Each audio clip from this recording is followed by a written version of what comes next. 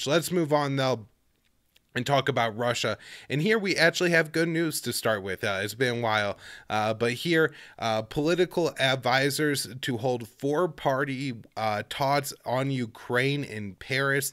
These follow the Normandy format of talks, which of course resulted in the Minsk II ceasefire agreement, which is largely responsible for keeping the violence in eastern Ukraine and the war between the separatists and the Ukrainian government to a minimum. Not that there haven't been people dying there, not that there's not fighting along the line of control fairly frequently, but there's not thousands and thousands of people dying every year because of the ongoing conflict. And part of that was because of the ceasefire reached and kind of what was established through the Minsk II, and these are the talks, the formatted talks that are attempted to be utilized here. So this is some pretty good news that I really haven't seen amplified at all in the U.S. mainstream media. I caught it in one story here from Reuters, but that's essentially it. I haven't seen a lot of other outlets talking about this or promoting this. But this could be absolutely critical in diffusing the tensions. Four-party Normandy format talks mean it's Russia, Ukraine, France, and Germany.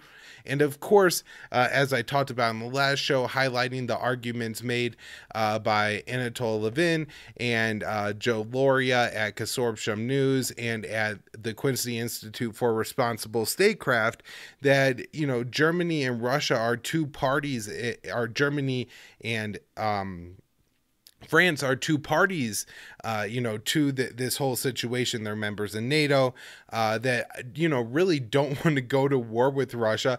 Germany doesn't even want to sanction the Nord Stream 2 pipeline. They want that Russian liquefied natural gas pouring into their country. And, they're not really concerned about the Ukrainian sovereignty over their own energy prices, right? And that has a huge impact here. And so maybe these talks could achieve something the U.S. can't, and that's some kind of guarantee that Ukraine won't join NATO. Now, I do think Russia would really want to and pursue a deal with the United States, even if they were able to cut something with France or Germany, which I'm guessing is why, at least publicly reported, we haven't seen a lot of attempts for Russia to negotiate directly, maybe with with France or with Germany, but this is all very important. One thing I want to correct from the last show, brain fart kind of issue.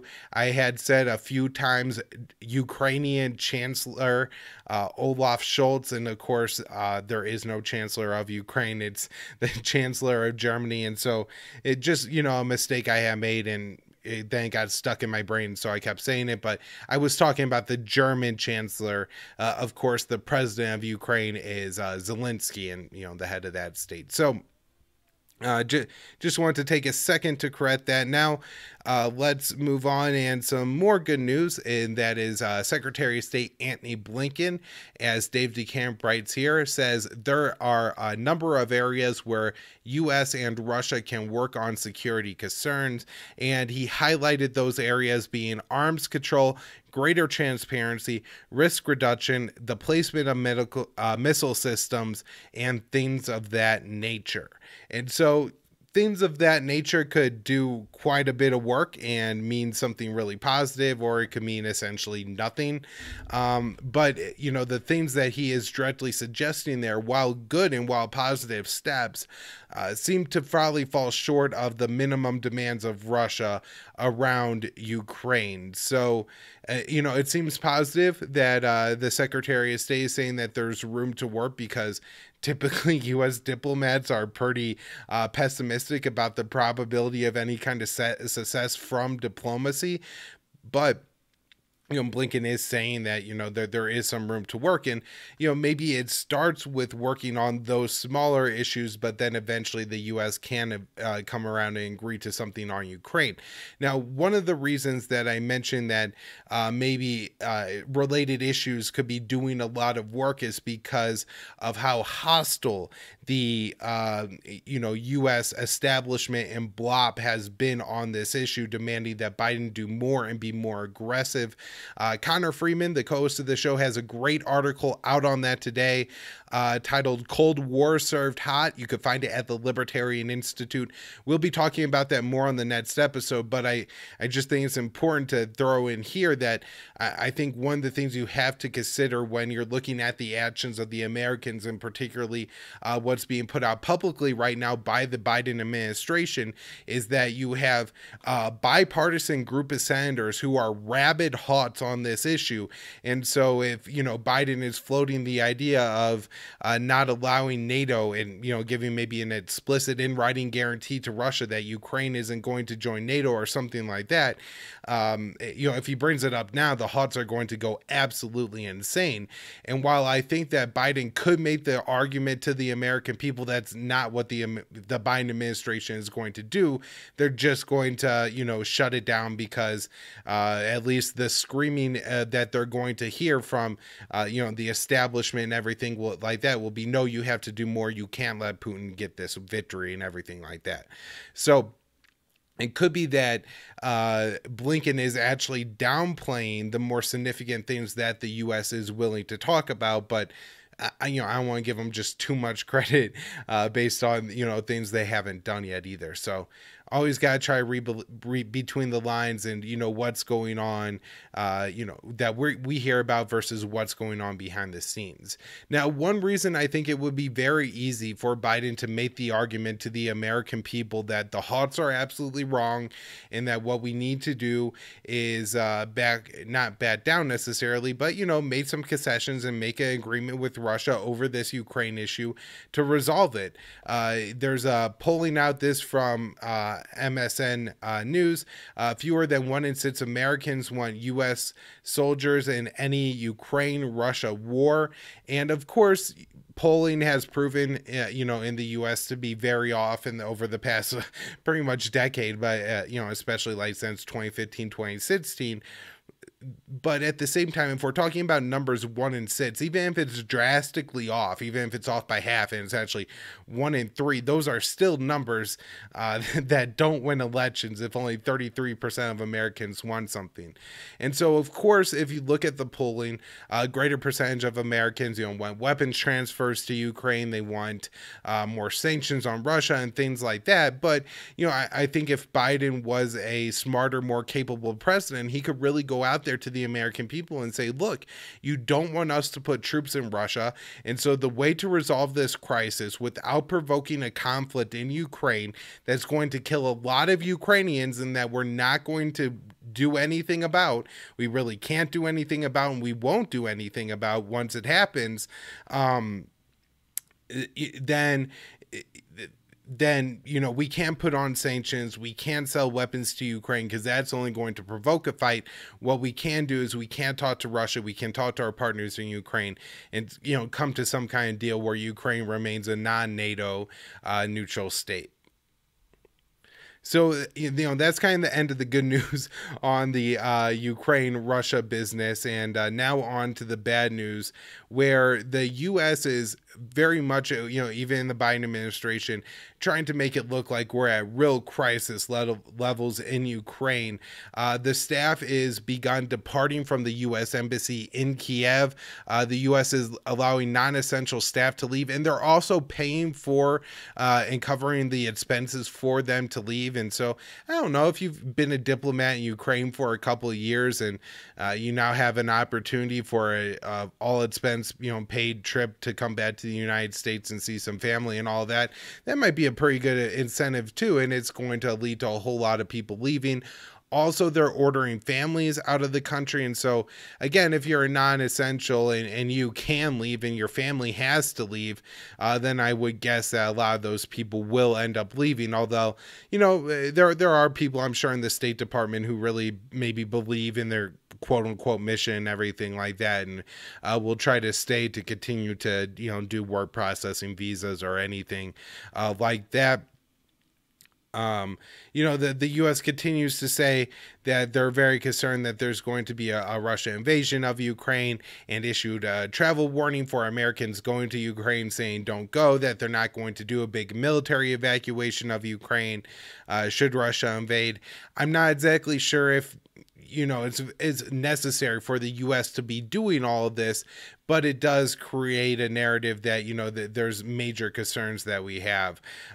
We also have announcements from NATO that more ships and fighter planes will be headed to Eastern Europe, although NATO did not announce any details of this, and so it could not be very many ships or planes, and they could not be going very far into Eastern Europe for all we know. Biden is apparently considering sending more troops to Ukraine. This was reported at the New York Times, I believe, and this report says Biden is not considering sending troops to Ukraine. That is very much not the case. He's said many times he is not doing that. Biden is considering sending more U.S. troops into the Baltics and to Eastern Europe, and he's looking at a number between 1,000 and 5,000 troops. And so if they're putting proposals in front of them, usually I think the president pits, one of the middle ground ones, and so it'll be more than 1,000 and less than 5,000 troops that the U.S. will be deploying somewhere to Eastern Europe. But at the same time, that's not enough to really change anything. I guess, if they're talking about putting some Patriot missile batteries in, some THAAD anti-aircraft, systems, things like that, maybe then we could be talking about deploying things that can maybe make a marginal difference. But they're just talking about like sticking 3,500 infantry into Eastern Europe. This isn't going to make any difference at all, and it's just a token measure and maybe to appease the Huts a little bit. We also have Lloyd Austin announcing that that's the Secretary of Defense, Lloyd Austin, announcing that 8,500 U.S. troops are at the heightened preparedness to deploy, which I guess means, if the U.S. really wanted him to, they could put him on a plane tomorrow or in a couple days and send him wherever around the world they need to go. Now, the important things about that I see are the numbers they're talking about are inconsequential to, really what we're talking about for if the U.S. was going to pick a fight with Russia somewhere in Eastern Europe. And so this seems to me to be maybe appeasing Huts, generating some anti-Russia propaganda. Look, all we have to do and what we're doing to try to prevent, Russian aggression and all that kind of stuff. But at the same time, this doesn't seem like maybe anything that can't be reversed as far as the U.S.-Russian relationship goes. It's not a significant number of troops, and there's no, I think, tactical significance to it as well. And so while it sounds like this is concerning in a buildup and everything like that, I'm not so sure that this is all that significant, actually, even though it's definitely being portrayed that way in the mainstream media. Now, things that are a little bit more concerning is the Baltic states are sending U.S.-made Stingers and Javelins to Ukraine. The Javelins are anti-armor, anti-tank missiles, and the Stingers are anti-aircraft missiles. These initially came from the U.S., so the U.S. did have to sign off on Estonia, Latvia, and Lithuania sending these weapons to Ukraine. Of course, they would be used in any kind of fight against Russia. And so one of my concerns here is that the U.S., we have people in the Senate and things talking about giving Russia a bloody nose, which is silly. They talked about that with Kim Jong-un too.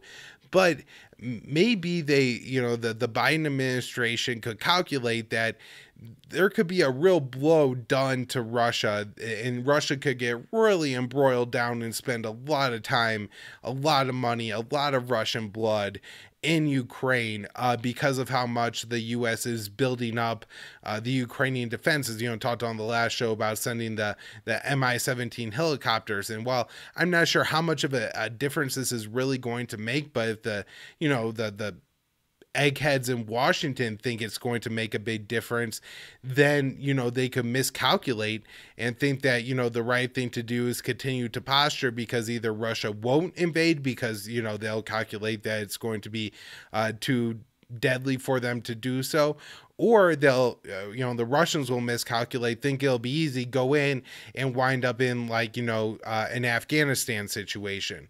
And so that's part of my concern with all these weapons ending up in the hands of Ukrainians, is that it's going to change the balance, not necessarily on the ground in Ukraine, but in the minds of the people in Washington, D.C. The Department of Homeland Security is warning that Russia could launch a cyber attack against the United States. And after we got this, there was this story in Gizmodo that says, of course, it's labeled hacktivists claim ransomware strike on Belarus railway intended to disrupt Russian forces. And so, of course, what seems to have happened here is, it was a hack by this group. At least they're claiming responsibility. They're called cyber partisans. And, they're labeled here as a hacktivist pro-democracy group, but I'm sure if they had conducted attack against any U.S. railway systems, they would be cyber terrorists, right? And so it's just a matter of propaganda and perspective and everything like that. But understand that while the U.S. always makes a huge deal whenever like the Colonial Pipeline is hacked with a ransomware attack, that this is like a Russian attack against the United States, even though Russia has actually arrested the members of that group that carried out that ransomware attack. I highly doubt, and I don't know where these people are that this cyber partisans group is, and maybe they're not based anywhere in the West or anything like that, but I doubt the U.S. is going to be very interested in bringing them to justice, even if they were in the West, because, they would label them as like a hacktivist pro-democracy group, and that would be a good thing. I'm also not sure if this group is maybe inflating the success that they had, and it's going to have no impact at all on Russian troop movements or anything like that.